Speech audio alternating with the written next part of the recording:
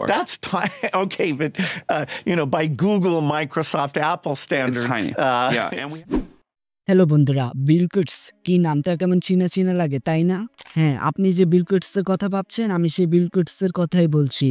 আমরা জানি Bill Gates এখন কোটি কোটি টাকার মালিক, কিন্তু শুনলে অবাক হবেন, বিল গেটস একটা সময় শূন্যই ছিল, আর তার জীবনও কিন্তু সহজ ছিল না। যাই হোক, আজকে আমরা বিল গেটসের জীবন সম্পর্কে অজানা তথ্য জানব। বিল গেটস মাত্র 13 বছর বয়সে প্রথম কম্পিউটার প্রোগ্রাম লিখেছিলেন, যা ছিল এক ধরনের টিক-ট্যাক-টু গেম, যেটি এমন একটি প্রোগ্রাম যেখানে ব্যবহারকারীরা কম্পিউটারের বিরুদ্ধে খেলতে পারত।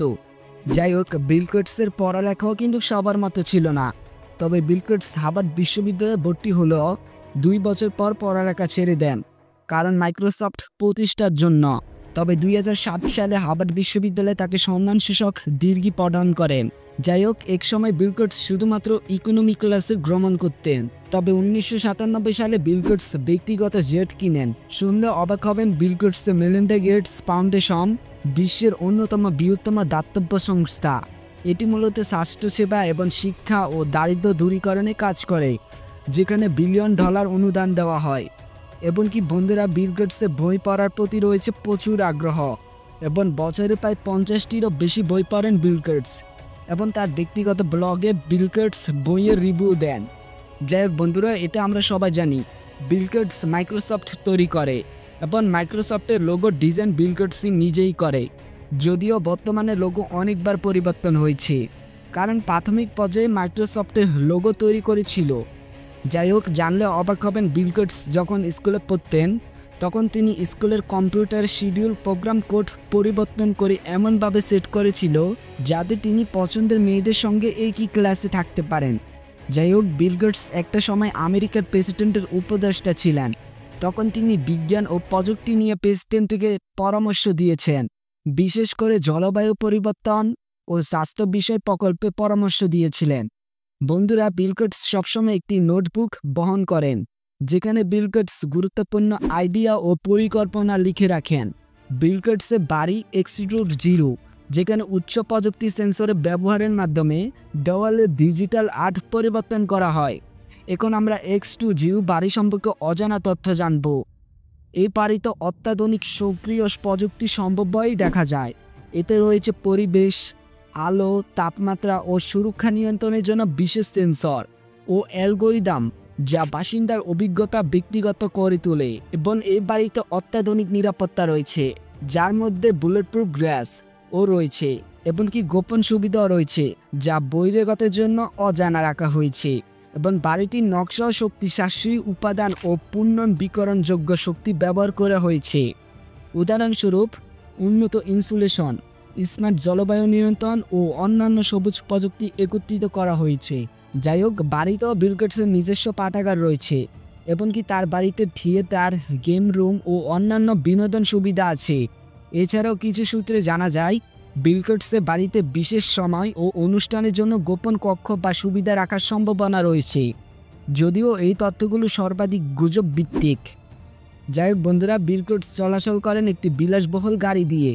গাড়িতে মূলত ইলন মাস্কের কোম্পানি টেসলার তৈরি ইলেকট্রিক গাড়ি। আমরা এখন টেসলা মডেল এক্স সম্পর্কে অজানা তথ্য জানব। মডেল এক্সের সবচেয়ে আকর্ষণীয় বৈশিষ্ট্য হলো এর ফ্যালকন উইং দরজা, যা উপরের দিকে খুলে যায়, এবং এটি শুধু ডিজাইনের জন্য নয়, বরং পার্কিং জায়গা সহজে প্রবেশের জন্য তৈরি করা হয়েছে। ও এর দরজাগুলিতে সেন্সর রয়েছে, যা পার্শ্ববর্তী বস্তু বুঝতে পারে এবং সে অনুযায়ী দরজার গতি ও উচ্চতা নিয়ন্ত্রণ করে। টেসলা মডেল এক্স এর পাইলট সংস্করণ মাত্র 2.5 সেকেন্ড এবং প্রতি ঘন্টায় 60 মাইল গতি তুলতে পারে, যা অনেক সুপারকারের থেকেও দ্রুত। এবং গাড়িটির সর্বোচ্চ গতি পায় 262 কিমি প্রতি ঘন্টায়। এমনকি বন্ধুরা, বলা হয় মডেল এক্স এর উইন্ডশিল্ড বিশ্বের সবচেয়ে বড় গাড়ির উইন্ডশিল্ডগুলোর মধ্যে একটি, আর এটি সামনের দৃশ্যকে আরও স্পষ্ট করে এবং গাড়ির ভিতরে আরও উজ্জ্বল আলো প্রবাহিত করে। এমনকি টেসলা মডেল এক্সের মধ্যে টেসলা অটো পাইলট ও এফসিটি প্রযুক্তি আছে, আর এইসব প্রযুক্তির কারণে গাড়ি সক্রিয়ভাবে থাকে। যাই হোক, শুধু সক্রিয়ভাবে নয়, এটি লেন পরিবর্তন, ট্রাফিক সংকটে চিহ্নিতকরণ করে এবং গাড়িটি পার্কিং ও অন্যান্য স্মার্ট ফিচার সমর্থন করে। এখানে শেষ নয়, মডেল এক্সে একটি বিশেষ হেপা এয়ার ফিল্টারিং সিস্টেম আছে যা গাড়ির ভিতরে অত্যন্ত বিশুদ্ধ বাতাস নিশ্চিত করে।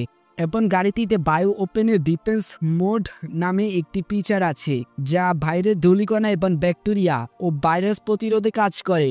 এখানে শেষ নয়, গাড়ির কন্ট্রোল প্যানেলে 17 ইঞ্চি টাচ স্ক্রিন ডিসপ্লে রয়েছে যা থেকে প্রায় সব ফাংশন নিয়ন্ত্রণ করা যায় এবং এটি একটি আধুনিক কম্পিউটারের মতো কাজ করে।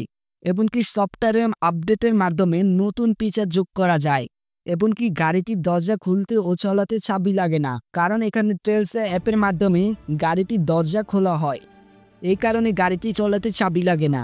এমনকি বন্ধুরা, এটি সাইলেন্ট, কারণ এটি একটি ইলেকট্রনিক গাড়ি, তাই এর কোনো প্রচলিত ইঞ্জিন নেই, তাই এটি প্রায় নিঃশব্দে চলে। তবে এর মোটর এতটাই শক্তিশালী যে এটির টানার ক্ষমতা অনেকটাই বিলাসবহুল, যা সুপকেও ছাড়িয়ে যায়। যাই হোক, গাড়িটির ওজন প্রায় 2450 কেজি এবং এর ব্যাটারি অত্যন্ত শক্তিশালী এবং একবারে চার্জে প্রায় 530 কিমি পর্যন্ত চালাতে পারে।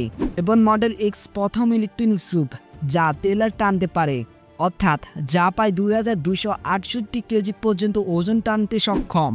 যাই হোক বন্ধুরা, বিলকার্স মার্সিডিজ বেঞ্জ এস ক্লাস একটি গাড়ি প্রায় ব্যবসায়িক কাজে ব্যবহার করে। আর এখন আমরা ছোট করেই গাড়িটির তথ্য দেব। জানলে অবাক হবেন, মার্সিডিজ বেঞ্জ এস ক্লাস গাড়িটি বিশ্বের প্রথম গাড়িগুলোর মধ্যে একটি যেখানে এয়ারব্যাগ প্রযুক্তি ব্যবহার করা হয়েছে। এমনকি এই গাড়িতে night vision camera, active lane keeping, পিসেফ প্রযুক্তি রয়েছে এবং 360 ডিগ্রির ক্যামেরা রয়েছে। এমনকি গাড়িটি ট্রাফিক বুঝতে পারে, তাই গাড়িটি নিচ থেকে গতি নিয়ন্ত্রণ ও ব্রেক করতে পারে। এমনকি গাড়িটি রাস্তায় থাকা খানাখন্দ, গর্ত ও অনিয়মীয় জায়গাগুলোতে আগে স্ক্যান করে নেয়। যাই হোক, গাড়িটির ব্যাপারে বলতে গেলে বলা শেষ হবে না। মূলত বন্ধুরা, বিল গেটসের সবকিছুই বিলাসবহুল জীবনযাপন। বিল গেটসের মতো ধনী একজন ব্যক্তিকেও একবার জিজ্ঞাসা করেছিল, পৃথিবীতে আপনার চেয়ে ধনী কি কেউ আছে? বিল গেটস বলেছিলেন, হ্যাঁ, এমন একজন ব্যক্তি আছেন যিনি আমার চেয়েও ধনী। তারপর একটা গল্প বললেন। গল্পটির কাহিনী এমন এক সময় যখন তিনি ধনী বা বিখ্যাত ছিল না। একদিন আমি নিউ ইয়র্ক এয়ারপোর্টে ছিলাম, তখন দেখলাম এক সংবাদ বিক্রেতা। আমি তার কাছ থেকে একটি খবরের কাগজ কিনতে চেয়েছিলাম, কিন্তু তখন আমার কাছে টাকা ছিল না, তাই আমি সংবাদপত্র কেনার ধারণা ছেড়ে দিয়েছি। বিক্রেতার কাছে পত্রটি ফেরত দিলাম। আমি তাকে বললাম আমার কাছে পর্যাপ্ত টাকা নেই। বিক্রেতা বলল, আমি তোমাকে বিনামূল্যে দেব। তার অনুরোধে পত্রিকাটি নিয়েছিলাম। এমনকি 2-3 মাস পর একই বিমানবন্দরে একই ঘটনা ঘটে আমার সাথে। আমি তখনও নিতে চাইনি, কিন্তু তিনি বললেন, আপনি কাগজ নিতে পারেন, আমি আমার লাভ থেকে ভাগ করে নেব। কাগজ নিলাম। তারপর প্রায় 19 বছর পর আমি বিখ্যাত এবং পরিচিত হয়েছি। তারপর আর কি, তাকে খুঁজতে বের হই এবং প্রায় 1.5 মাস খোঁজার পর তাকে পেলাম। আমি তাকে জিজ্ঞাসা করলাম, আপনি কি আমাকে চিনেন? তিনি বললেন, হ্যাঁ, আপনি বিল গেটস। আমি আবারও তাকে জিজ্ঞাসা করলাম, মনে আছে আমাকে একটি বিনামূল্যে সংবাদপত্র দিয়েছিলেন? সে বলল, হ্যাঁ, মনে আছে। আমি বলি তখন, তুমি আমাকে যে সাহায্য করেছিলে তা আমি শোধ করতে চাই। বলো তুমি কি চাও? আমি তোমার চাওয়া পূরণ করতে চাই। সে বলল, আমি আপনাকে সাহায্য করেছি যখন আপনি দরিদ্র ছিলেন, আর এখন আপনি বিশ্বের সবচেয়ে ধনী ব্যক্তি হয়েছেন। এখন আপনি আমাকে সাহায্য করার চেষ্টা করছেন, তাহলে কিভাবে আপনার সাহায্য আমার সাথে মিলে? বিল গেটস বলে, সেদিনই আমি বুঝতে পারি সংবাদ বিক্রেতা আমার থেকে বেশি ধনী।